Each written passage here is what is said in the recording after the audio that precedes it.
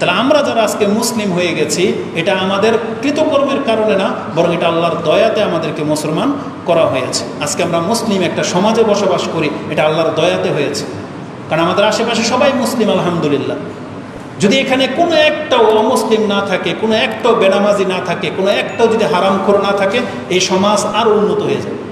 আল্লাহ সুবহানাহু ওয়া তাআলা তিনি আমাদেরকে বলেছেন যে আল্লাহর অসংখ্য নিয়ামতের মাঝে তোমরা আছো, অতএব তোমরা শুকরিয়া আদায় করো। আর যদি তুমি শুকরিয়া আদায় করো, আল্লাহর পক্ষ থেকে অনুগ্রহটাকে আরও বাড়িয়ে দেওয়া হবে। এই জন্য আমরা আল্লাহ সুবহানাহু ওয়া তাআলার প্রশংসা করি, আমরা বলি আলহামদুলিল্লাহ। এরপর আমি যেটা আপনাকে স্মরণ করিয়ে দেব, কেন আমাদেরকে মাঝে মাঝে এই কথাগুলো আপনাদেরকে বলতে হয়। আপনি অসংখ্য নিয়ামতের মাঝে আছেন, এটা আপনিও জানেন, আমিও জানি, কিন্তু কেন আমাদেরকে এটা স্মরণ করিয়ে দিতে হবে? এটা হচ্ছে আল্লাহর সুন্নাহ, মানে এটা হচ্ছে আল্লাহর সুন্নাহ। আল্লাহ এই কাজটা করে থাকেন। আল্লাহ প্রত্যেকটা নবীকে স্মরণ করিয়ে দিতেন মাঝে মাঝে যে তার উপরে কী অনুগ্রহগুলো করা হয়েছে।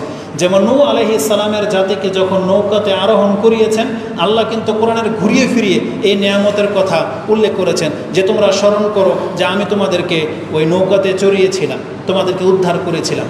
মূসা আলাইহিস সালামের ঘটনাতে কতবার আল্লাহ বলেছেন আমি তোমাকে এটা করেছি, এটা করেছি। আমাদের নবী মুহাম্মদুর রাসূলুল্লাহ সাল্লাল্লাহু আলাইহি সাল্লামকে আল্লাহ কি বলেছেন? ওয়াজাদাকা দাল্লান ফাহাদা, আমি তো আপনাকে পথ হারা পেলাম, চিন্তাগ্রস্ত পেলাম, আমি কি আপনাকে রাস্তা দেখাই নাই? ওয়াজাদাকা দাল্লান ফাহাদা। আর তার আগে আল্লাহ কি বলেছেন? ওয়াজাদাকা আইলান ফাআগনা, আমি আপনাকে নিঃস্ব পেয়েছি, আপনাকে আমি ধনী করলাম, গনি করলাম। তারপর আল্লাহ বলেছেন আমি আপনাকে, তিনটা কথা আছে এখানে। তারপর আল্লাহ সুবহানাহু ওয়া তাআলা বলেছেন ইন্না আতাইনাকা আল কাউসার, আমি আপনাকে কাউসার দান করেছি। আল্লাহ বলেছেন আমি আপনাকে কোরআন দান করেছি, আপনি জানতেন না কিতাব কি জিনিস। মা কুনতা তাদরি মাল কিতাবা কিতাবু আল ঈমান, যেটা সূরা 42 নম্বর সূরাতে আপনি পেয়ে যাবেন 50 নম্বরের উপরে।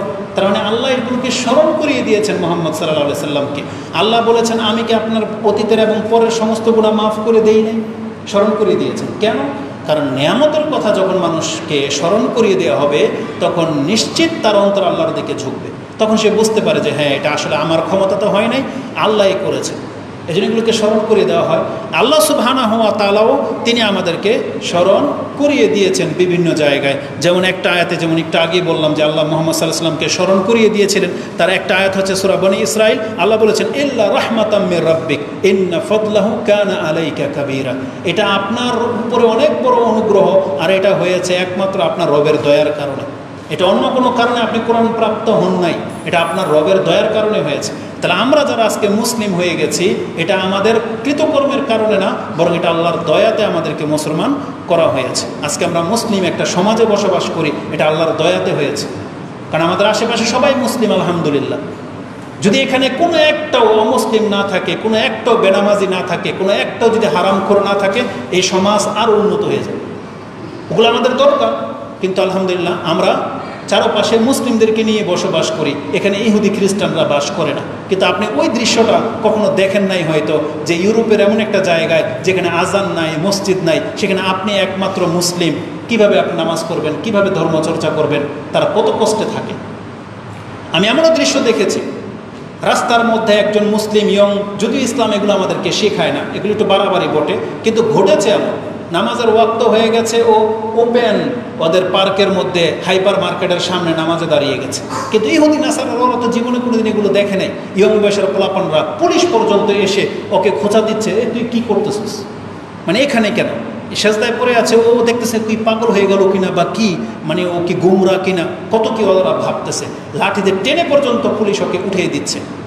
তাহলে ওই যদি এটাকে আমরা পজিটিভলি নেই, ওই জায়গায় যদি আমি আর আপনি হইতাম যে নামাজের সময় গেছে আর আমাকে নামাজ পড়তে দিচ্ছে না।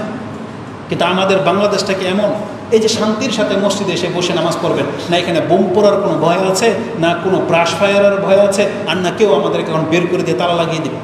সবাই আলহামদুলিল্লাহ আমরা এখানে মুসলিম। তাহলে এই নিরাপত্তাটা যারা পায় নাই তারা বুঝবে না এটার নিয়ামতটা কি, তারা বোঝে যে এটার কদর কী, কিন্তু আমরা বুঝি না। তা আল্লাহ সুবহানাহু ওয়া তাআলা আমাদেরকে স্মরণ করিয়ে দিয়েছেন যে আমাদের উপরে কতগুলো অনুগ্রহ করা হয়েছে। আপনি জেনে নেন, বিচার যখন শেষ হয়ে যাবে, জান্নাতে ঢোকার সময় আল্লাহ তখনও আরেকবার আপনাকে স্মরণ করিয়ে দিবেন যে আমার আপনার উপরে কতগুলো অনুগ্রহ করা হয়েছে। কেন? তখন কোনো প্রয়োজন ছিল না, এখন জান্নাতের ঘোষণা হয়ে গেছে, কেন তখনও কেন আল্লাহ আপনাকে আমাকে স্মরণ করিয়ে দিবেন যে আমাদের কতগুলো অনুগ্রহের উপরে বাঁচিয়ে রেখেছেন। কোরআন বুখারীতে হাদিস আছে, বুখারীতে আপনি 6569 পেয়ে যাবেন। আবু হুরায়রা রাদিয়াল্লাহু তাআলা তিনি বলেন, ক্বালান নবী সাল্লাল্লাহু আলাইহি ওয়াসাল্লাম লা ইয়াদখুলু আহাদুনিল জান্নাহ, তোমাদের কোনো ব্যক্তি ততক্ষণ পর্যন্ত জান্নাতে প্রবেশ করবে না ইল্লা উরিয়া মাকাদাহু মিনান নারি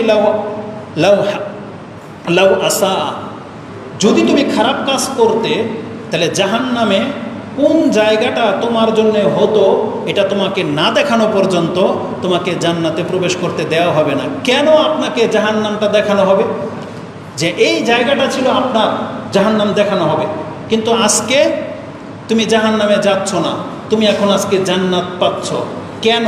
এটা কেন আল্লাহ দেখাবেন?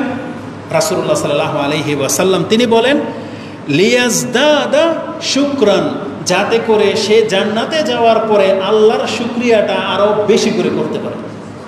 লিয়াজদাদা শুকরান, তার মানে আপনি তখন অন্তর ফেটে আলহামদুলিল্লাহ বেরোবেন জাহান্নাম দেখে নেওয়ার পর, যে আমার জায়গা এটা ছিল। আল্লাহ যদি আমাকে মুসলমানের ঘরের সৃষ্টি না করতেন, আল্লাহ যদি আমাকে তাওহীদের উপরে না রাখতেন, আমি যদি আল্লাহর ইবাদতে না থাকতাম, তাহলে আজকে এই জায়গাটা আমার হতো। আপনার তখন ফিল হবে, এই যে রাসূল বলছেন লিয়াজদাদা শুকরান, তখন একজন মানুষ যাতে আরও বেশি আল্লাহর শুকরিয়া আদায় করতে পারে। এই জন্য জান্নাতে ঢোকার আগে একবার আল্লাহ আপনাকে জাহান্নামটাতে দেখাবেন যে বান্দা তোমার জায়গাটা এখানে ছিল, আমি আল্লাহ তোমাকে হেদায়েত করেছি এবং আমি তোমাকে জান্নাত দিলাম। আর জান্নাতে ঢোকার পরে কী হবে জানেন? এটাও একটা আয়াত আপনাকে দেখাই দিই, চমৎকার একটা বিষয়। আল্লাহ সুবহানাহু ওয়া তাআলা বলেছেন, জান্নাতে যখন আমাদেরকে ঢোকানো হবে তখন আপনি আপনার বন্ধু সম্পর্কে জানতে চাইবেন। এটা আমি আরেকটা বিষয় লিখছি এখানে। তো আপনি আপনার বন্ধু সম্পর্কে জানতে চাইবেন যে অমুকে কই, তাকে তো দেখতেছি না। যারা বলতো যে পরকাল টরকাল বলে কিছু নাই, যারা আমাদের সমাজে বসবাস করে, আমাদের এই ভাই ব্রাদার, আমাদের এই কলিগ বা আমাদের এই ক্লাসমেট, একটা সময় নাস্তিক হয়ে যায়, ধর্মকর্ম করে না। আপনি যদি নামাজের জন্য ডাকেন, বলছে তোর নামাজ তুই পড়। এমন ব্যক্তিরা বলে না যে নামাজ পড়ে কি হবে? এমন কিছু ব্যক্তিদেরকে আমরা সেখানে গিয়ে খুঁজবো যে এরা কই, যারা এরকম কথা বলতো। আল্লাহ সুবহানাহু ওয়া তাআলা তখন জান্নাতীদেরকে বলবেন যে দেখতে চাও তাদেরকে, তাহলে আসো তোমাদেরকে দেখাই। তখন আল্লাহ সুবহানাহু ওয়া তাআলা আমাদেরকে দেখাবেন, ক্বালা হাল আনতুম মুত্তালিউন, তোমরা কি দেখতে চাও তোমাদের ওই সঙ্গীদেরকে যারা পরকালকে, আজকের দিনকে মিথ্যা মনে করতো, যেই দিনের প্রতি ঈমান আনেনি, আর তোমরা ঈমান এনেছিলে, আমি আল্লাহ তোমাদেরকে তৌফিক দিয়ে দিয়েছিলাম। এখন তাদের আর তোমাদের মধ্যে কি পার্থক্য দেখতে চাও?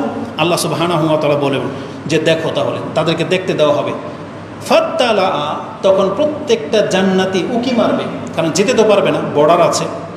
ফাত্তালা ফারাআহু ফি সাওয়াইল জাহিম, ওই সমস্ত নাস্তিকদেরকে, ওই সমস্ত যারা ইসলাম নিয়ে মন্তব্য করত, দাড়ি টুপি নিয়ে কটূক্তি করত, নামাজ নিয়ে ব্যঙ্গ করত যে নামাজ পড়লে কি হয়, এদেরকে দেখতে পাবেন জাহান্নামের মাঝখানে ডুবে যাচ্ছে।